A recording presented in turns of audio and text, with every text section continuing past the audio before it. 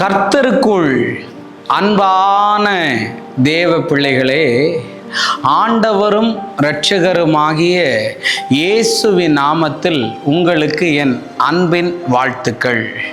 இந்த காலை நேரத்திலையும் கர்த்தருடைய வார்த்தையின் மூலம் உங்களை கண்டு சந்திப்பதில் நான் மிக்க மகிழ்ச்சி அடைகிறேன். இந்த நல்ல நாளிலேயும் சங்கீதம் 92 அதனுடைய 6வது வசனத்தை வாசிக்கிறேன். மிருக குணமுள்ள மனுஷன் அதை அறியான், மூடன் அதை உணரான் என்று எழுதியிருக்கிறத பார்க்க முடியும். சிலருடைய குணங்கள் எப்படி இருக்குது தெரியுமா? மிருகத்தை போல இருக்குது. நிறைய பேருடைய வீட்டுக்கு விசிட்டிங் போகும்போது நான் வந்திருக்கிறேன்னு கூட தெரியாமல் அவங்க என்ன பேசுவாங்க தெரியுமா? 6 அறிவு படைத்த மனிதனை 5 அறிவு கொண்ட மிருகங்களுடைய பெயரை வைத்து திட்டுவாங்க. சிலர் என்கிட்ட சொல்லுவாங்க, பிரதர் அவ வெளியே வந்தால் நாய் கோணம், பிரதர் வீட்டுக்குள்ளே வந்தால் பேய் கோணம்னு. அப்போ பாருங்கள், ஒன்றில் மிருக கோணமாக இருக்குது, இல்லாட்டி பேய் கோணமாக இருக்குது நிறைய பேருக்கு. தேவனுடைய அன்பு என்ன என்பதையும் தேவனுடைய கிரியை என்ன என்பதையும் தேவன் யார் என்பதையும் உணராததுனால தான் அவங்களுக்கு மிருக கோணம் இருக்குது. நிறைய பேர் பாருங்க, பவ் பவ் பவ் அப்படின்னா என்னது?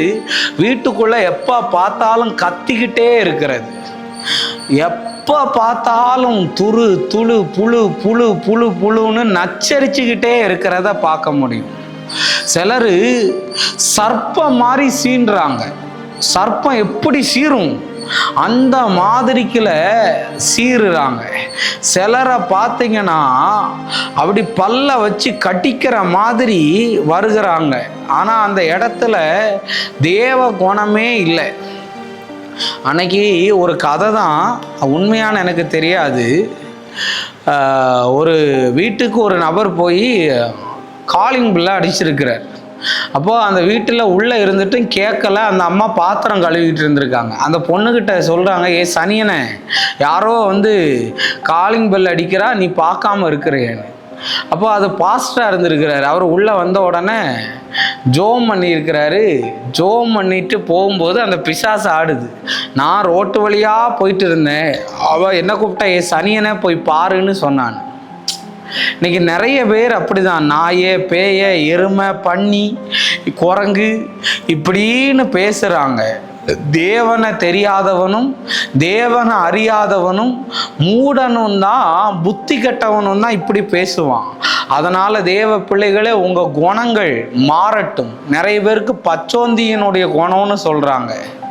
ஆளுக்கு தகுந்த மாதிரி இடத்துக்கு தகுந்த மாதிரி பேசுவாங்க. நிறைய பேர் சொல்லுவாங்க நல்லது நடக்கும்போது நன்றி உள்ள நாயின்னு.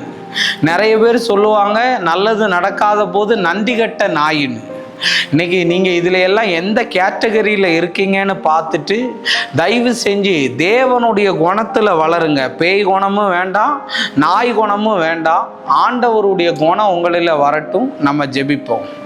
அன்பான நல்ல ஆண்டவரே, இந்த நேரத்திற்காக நன்றி சொல்கிறேன். ஆண்டவரே, நான் பேசின வார்த்தைகள் இந்த பிள்ளைகளுடைய வாழ்க்கையை தொட்டு மனம் திரும்ப வைக்கட்டும்னு நான் ஜெபிக்கிறேன். இயேசுவின் நாமத்தில் வேண்டுகிறேன் நல்ல பிதாவே. ஆமேன், ஆமேன், ஆமேன். God bless you. கர்த்தர் உங்களை ஆசீர்வதிப்பார்.